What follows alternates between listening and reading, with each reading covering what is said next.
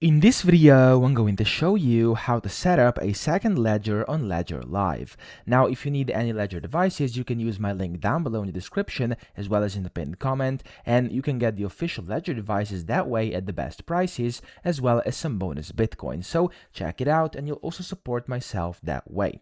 Now, to actually set up a second ledger, click on this button top right inside Ledger Live, so the settings cogwheel. Go to the help section here, the fourth tab, and then here it's going to say device setup, and you can basically set up a new device here by clicking launch.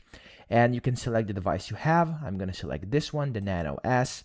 And here, if it's your first time using your new device, you can just set it up by clicking over here.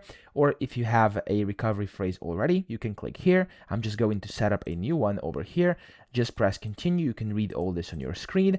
And then whenever you basically come to this screen, you just have to go through this setup process, which is basically the same one you had to do whenever you set up your first Ledger device. So just click on OK, I'm ready, and just basically go ahead and take your time, go through the entire setup, and whenever you're done, you'll basically have your second ledger set up. So that's pretty much it. I hope this video helped you out. If it did, please subscribe to the channel and help me out as well.